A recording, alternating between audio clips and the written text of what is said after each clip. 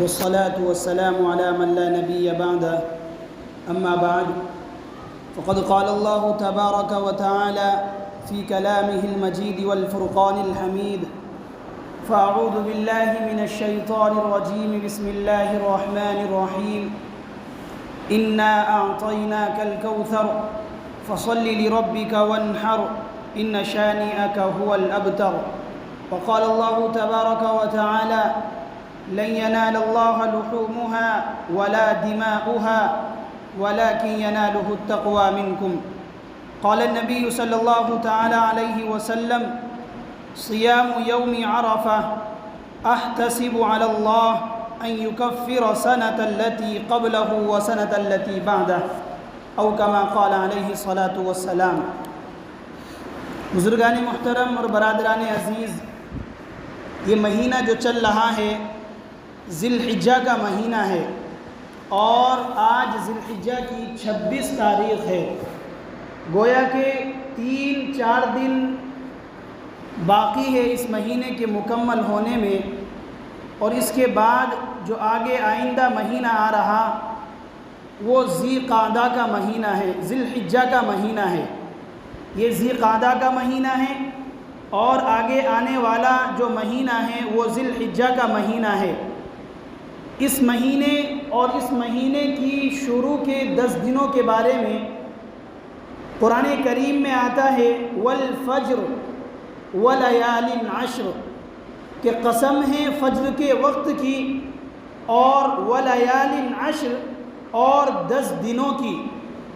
اب یہاں پر قرآن کریم کی اس آیت میں 10 دن سے کیا مراد ہے؟ بعض علماء کرام نے اس بارے میں فرمایا کہ رمضان کے آخر کے 10 دن ہیں، لیکن علامہ ابن قیوم رحمۃ اللہ علیہ فرماتے ہیں کہ اللہ رب العزت نے جتنے دن اور جتنی راتیں بنائی ہیں، ان تمام راتوں میں سب سے افضل راتیں جو ہیں وہ رمضان کی آخر کی 10 راتیں ہیں، اور دنوں میں سب سے افضل دن ذی الحجہ کے 10 دن ہیں، جس کی اللہ رب العزت نے قرآن کریم میں جس کا ذکر فرمایا والفجر ولیال عشر، کہ قسم فجر کے وقت کی اور 10 دنوں کی۔ اب ان 10 دنوں کی فضیلت کئی اعتبار سے ہے۔ بعض عبادتیں بندہ کرتا ہے کہ بندہ نماز پڑھ رہا ہے لیکن روزے دار نہیں ہے، روزہ رکھ رہا ہے لیکن نمازی نہیں ہے۔ اسی طریقے سے ان 10 دنوں کے اندر اللہ رب العزت نے کئی عبادتوں کو شامل فرمایا۔ سب سے پہلے نماز ان 10 دنوں کے اندر اور دنوں کی طرح موجود ہے۔ اس سے ہٹ کر روزے جیسی عبادت اللہ رب العزت نے ان 10 دنوں کے اندر ایسی رکھی کہ نبی علیہ السلام فرماتے ہیں کہ جس بندے نے ذی الحجہ کے 10 دنوں کے روزے رکھیں، ان میں سے ہر دن کا روزہ اتنا عظیم روزہ ہے کہ اگر کسی بندے نے ان دنوں میں کسی ایک دن کا روزہ رکھا تو وہ رکھے گا ایک روزہ اور اللہ رب العزت 1 سال کے روزوں کا اجر و ثواب عطا فرمائیں گے۔ اسی طریقے سے اگر وہ یوم عرفہ یعنی 9 ذی الحجہ کا روزہ رکھے گا، اور یہ 9 ذی الحجہ وہ دن ہے جو عید سے ایک دن پہلے ہوتا ہے، یہ 9 ذی الحجہ کا روزہ جو بندہ رکھے گا، نبی علیہ السلام فرماتے ہیں مجھے امید ہے کہ اللہ رب العزت اس کے 1 سال کے پچھلے اور 1 سال کے اگلے گناہ معاف فرما دے گا۔ میرے دوستو، اس اعتبار سے یہ آگے آنے والا جو مہینہ ہے، جو 3 اور 4 دن کے بعد میرے اور آپ کے درمیان شروع ہونے والا ہے، قرآن اور حدیث کی روشنی میں اس کی بڑی عظیم فضیلت ہے۔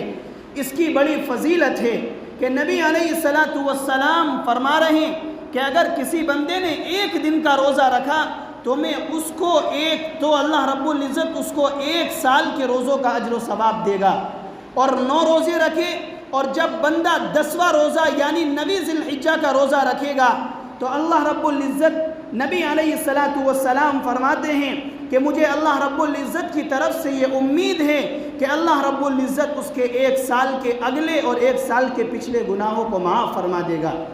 اسی طریقے سے ان 10 دنوں کو جو فضیلت کا مرتبہ ہے وہ اس وجہ سے بھی ہے کہ اللہ رب العزت نے حج جیسے عبادت انہی 10 دنوں کے اندر رکھی ہے کہ ان 10 دنوں کے اندر حج جیسے عبادت بھی ادا کی جاتی ہے۔ اسی کے ساتھ ساتھ عبادتوں میں ایک عبادت قربانی والی عبادت ہے، وہ قربانی والی عبادت بھی اللہ رب العزت نے اسی مہینے کے اندر رکھی۔ تو اس اعتبار سے اگر دیکھا جائے قرآن کریم میں اللہ رب العزت نے قسم کھائی، نبی علیہ السلام نے احادیث میں ان کا ذکر فرمایا، تو میرے دوستو یہ ذکر کرنا ویسے ہی نہیں بلکہ کئی طریقے سے ان دنوں کو بقیہ اور ایام میں فضیلت حاصل ہے۔ اسی کے ساتھ ساتھ وقت اجازت نہیں دیتا، گزشتہ ہفتے جن 10 مسائل کو آپ کے سامنے ذکر کیا تھا انہی 10 مسائل کو پورا کرنے کی کوشش کروں گا۔ میں نے تیسرا مسئلہ گزشتہ ہفتے پہلے بیان کیا، سب سے پہلا قربانی کا ثبوت، دوسرا مسئلہ بیان کیا قربانی کا حکم، اور تیسرا مسئلہ بیان کیا تھا کہ قربانی کے جانور، یعنی قربانی کے جانور کون کون سے ہوا کرتے ہیں۔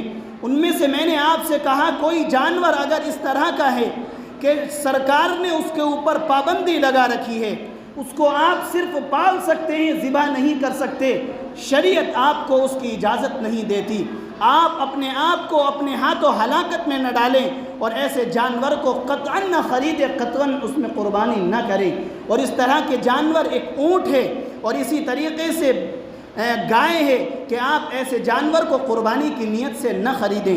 اسی کے ساتھ ساتھ قربانی والے جانوروں کی عمر، یہ میں نے آپ سے پچھلے ہفتے بھی بیان کیا تھا کہ قربانی والے جو جانور ہیں ان میں بڑے جانور، سب سے بڑا جانور اونٹ، اس کی عمر 5 سال ہے، اس کو آپ ایک طرف رکھ دیں۔ اس سے ہٹ کر بھینس ہے، اسی طریقے سے کٹرا ہے، اس کی عمر 2 سال ہے۔ اسی طریقے سے بکری اور بکرا ہے، اس کی عمر 1 سال ہے۔ اسی طریقے سے اگر دمبا ہے اور دمبا اتنا فربا ہے کہ آپ اگر اس دمبے کو 1 سال کے دمبوں کے درمیان چھوڑ دیں تو وہ اتنا فربا ہے کہ اس میں فرق محسوس نہیں ہوتا، اور وہ صرف 6 مہینے سے زائد کا بھی ہے تب بھی اس کے اندر اجازت ہے۔ لیکن یاد رکھنا بکرا اور بکری، اسی طریقے سے بھینس اور کٹرا، اگر بھینس اور کٹرے میں 2 سال سے 1 دن بھی کم ہیں، اسی طریقے سے بکرا اور بکری کے اندر 1 سال میں 1 دن بھی کم ہیں، تو آپ کی قربانی بالکل درست نہیں ہوگی۔ ایک ہوتی ہے علامت، ایک ہوتی ہے علت۔ علت ان جانوروں میں بکرا اور بکری میں 1 سال ہے، اور علامت یہ سامنے کے نیچے والے 2 دانت ہیں کہ اگر جانور ان دانتوں کو توڑ دیتا ہے تو یہ علامت ہے اس بات کی کہ 1 سال مکمل ہو چکا۔ لیکن اگر کوئی جانور ایسا ہے کہ آپ نے اس کو اپنے گھر میں رکھ کر کے پالا ہے اور اس کا 1 سال مکمل ہو چکا، آپ کو یقین ہے کہ پچھلی عید پر یہ موجود تھا، اس کا بچپنا تھا، آج یہ 1 سال کا ہو چکا ہے، اگرچہ وہ دانت نہ بھی توڑے پھر بھی اس میں قربانی درست ہو جاتی ہے۔ لیکن جب آپ بازار میں ان جانوروں کو خریدنے کے لیے جائیں تو میرے دوستو بیچنے والے کی بات پر آپ بالکل اعتبار نہ کریں، آپ اس کے ڈیل ڈول کو دیکھیں، اور جو علامت آپ کو بتائی جا رہی، یہ نیچے کے جو 2 دانت ہیں، ان 2 دانتوں کو دیکھیں کہ یہ 2 دانت توڑے ہیں اور اس کے بعد آئے ہیں یا نہیں۔ کتنی مرتبہ بیچنے والے تجارت کی وجہ سے مکاری یہ کرتے ہیں، جانوروں کے ساتھ یہ ظلم اٹھاتے ہیں کہ ان 2 دانتوں کو اپنے ہاتھوں سے توڑ دیتے ہیں۔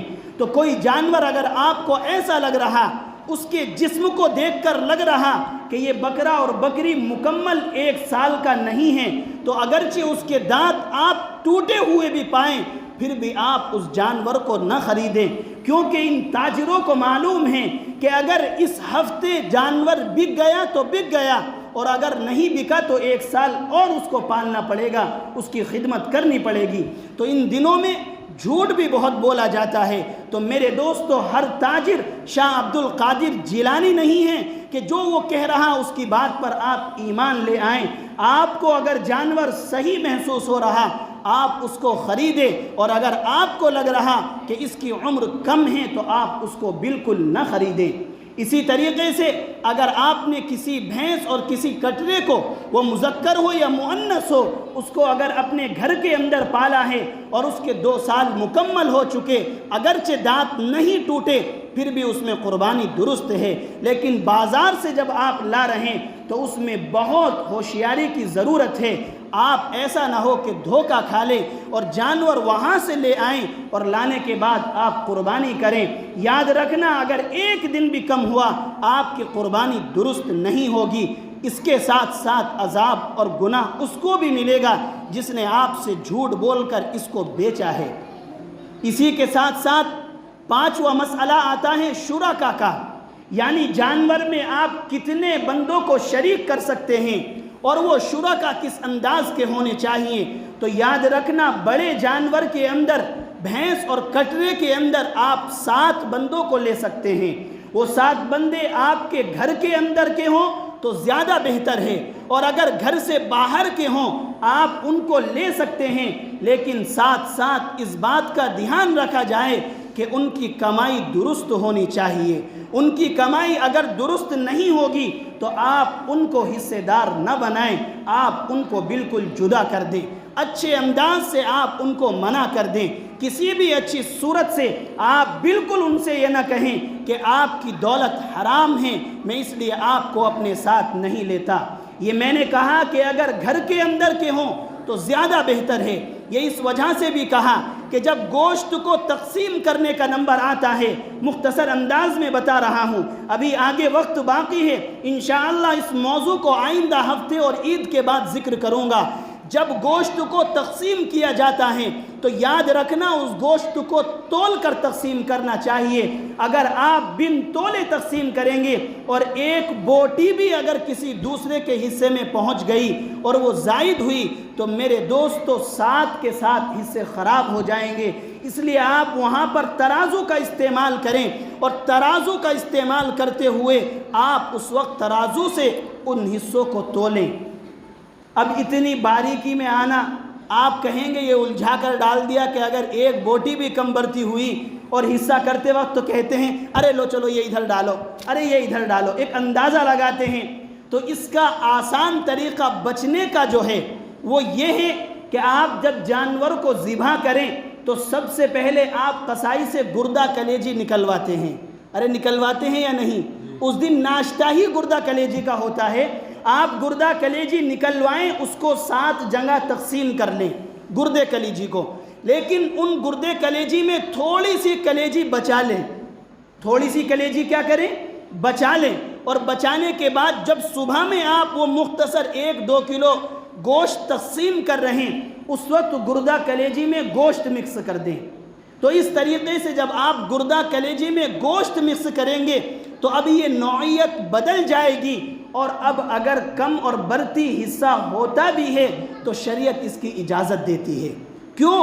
اس لیے کہ شریعت ایک نوع کو دوسرے نوع کے بدلے، یعنی بالکل ایک چیز، مثال کے طور پر گیہوں کو گیہوں کے بدلے برابر سرابر لینے کی اجازت ہے، لیکن آپ 1 کلو گیہوں کے بدلے اگر 2 کلو گیہوں لینے لگے تو یہ حرام اور ناجائز ہے۔ جب آپ گردہ کلیجی تقسیم کر رہے ہیں تو اگر وہ کم برتی ہو گیا تو ناجائز، لیکن اگر آپ نے اس میں کچھ بوٹی گوشت کی ڈال دی تو اب درست ہو جائے گا، کیونکہ کلیجی جو ہوتی ہے وہ گوشت سے ہٹ کر ایک الگ چیز ہوتی ہے، وہ الگ بحث ہے وہ کیا چیز ہوتی ہے۔ گردہ کلیجی میں جو کلیجی ہوتی ہے، آپ اس کلیجی کو تقسیم کریں صبح میں، لیکن تھوڑی سی کلیجی بچا کر رکھیں۔ جب آپ پورے گوشت کو تقسیم کرنے کے لیے بیٹھیں اور اس وقت آپ 2-4 بوٹی ہر حصے میں آپ کلیجی کی ڈال دیں تو اگر آپ کا حصہ کم برتی بھی ہوا تب بھی درست ہو جائے گا۔ اتنی بات سمجھ میں آئی یا نہیں؟ اور اگر آپ کے شرکا باہر کے نہیں ہیں، گھر کے ہیں، 7 حصے آپ کے گھر کے ہیں کہ آپ جوائنٹ فیملی میں رہتے ہیں، ایک ساتھ کھانا بنتا ہے، آپ پورے جانور کو ذبح کریں اور اگر ڈی فریج ہے پورے کو فریج کے اندر پہنچا دیں کہ آج تک تو باہر گھوما تھا، باہر گھومنے کا وقت نہیں، اب اندر آ جائیں۔ تو اب آپ اس کو نکالتے رہیں، استعمال کرتے رہیں، اب تقسیم کی ضرورت نہیں۔ تو پہلے کوشش یہ کی جائے کہ آپ کے تمام شرکا گھر کے ہوں، اور اگر گھر کے نہیں ہوں تو شرکا باہر کے آپ لے سکتے ہیں، لیکن اس میں اس چیز کا خیال رکھا جائے کہ ان میں نیت سب کی صحیح ہونی چاہیے۔ کتنی مرتبہ آدمی پہلے ہی کھڑا ہو جاتا ہے کہ بھائی پائے سارے مجھے لینے ہیں، یہ نیت درست نہیں ہے۔ اگر حصے دار کو آپ نے دے دیا دینے کے بعد حصے دار آپ کو اپنی طرف سے دے رہا، یہ اجازت ہے، دے سکتے ہیں، پورا گوشت بھی دے سکتے ہیں، لیکن اس کو 7 جگہ برابر برابر آپ تقسیم کریں۔ اور برابر تقسیم کرنے کی سب سے آسان صورت میں نے یہ بتائی کہ آپ کلیجی کو بچا کر کے رکھیں۔ اتنی بات تو سمجھ میں آ رہی ہے نہیں؟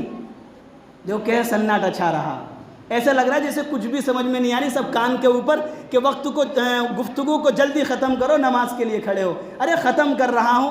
ارے کلیجی جانتے ہو کیسی ہوتی کیسی نہیں جانتے۔ ایک بندے سے کہا بیت الخلا، کہ بیت الخلا جانتے ہو؟ اب فارسی کا زمانہ تھا، اب تو فارسی ختم ہو گئی۔ بیت کے معنی فارسی میں گھر کے آتے ہیں، بیت کے معنی کیا آتے ہیں؟ گھر کے۔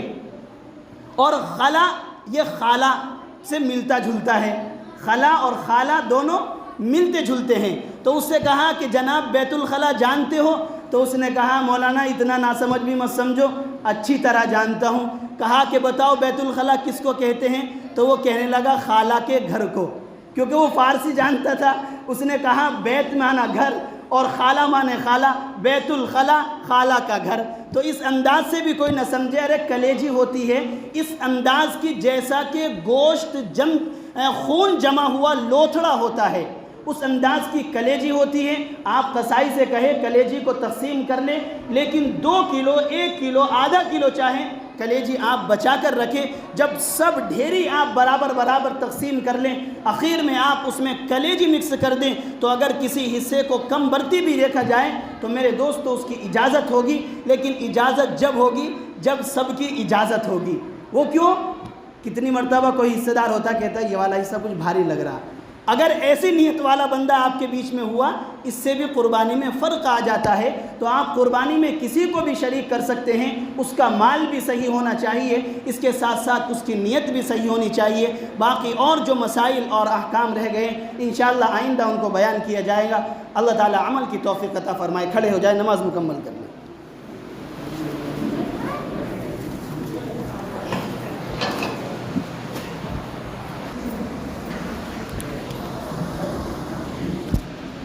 آج کی جو بھی گفتگو ہوئی ہے اس میں 2 باتوں کا بہت دھیان رکھا جائے۔ ایک تو یہ ہے کہ 26 تاریخ چاند کے اعتبار سے آج 26 تاریخ ہے، یہ مہینہ مکمل ہونے کے بعد اگلے 10 دن جو آ رہے ہیں، ان 10 دنوں میں عبادت اور روزے کی بہت بڑی فضیلت ہے۔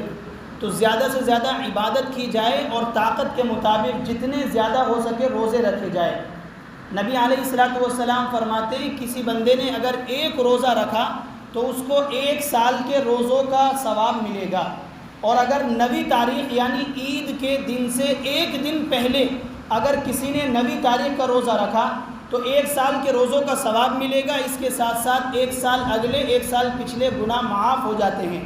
یہ بات اس لیے بتا رہا ہوں کہ آپ لوگ خود بھی عمل کریں اور گھر پر جا کر بھی اس بات کو بتائیں، کیونکہ روزہ رکھنے والی عبادت مردوں سے زیادہ عورتوں میں ہوتی ہے۔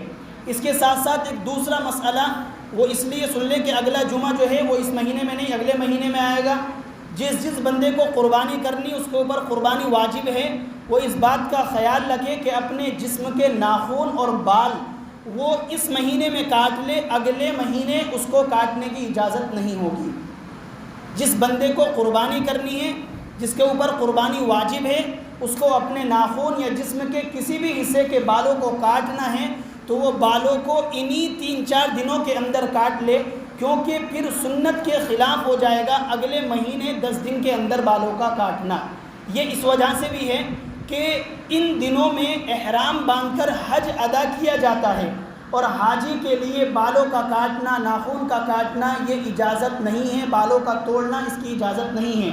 تو یہ سنت رکھا گیا اس وجہ سے کہ جو لوگ وہاں پر پہنچ کر حج نہیں کر سکتے، حج جیسی عبادت نہیں کر سکتے، تو وہ گھر پر رہ کر فری میں ان کی مشابہت اختیار کر سکتے ہیں کہ ان دنوں میں حاجی کے لیے بالوں کا توڑنا، ناخن کا کاٹنا اس کی اجازت نہیں، لہذا میں بھی اس انداز سے اپنے وقت کو گزاروں گا تو اللہ رب العزت ان کی مشابہت کی وجہ سے آپ کو بھی سنت کا ثواب عطا کرے گا۔ دعا کرے اللہ تعالی عمل کی توفیق عطا فرمائے۔ الحمدللہ رب العالمین۔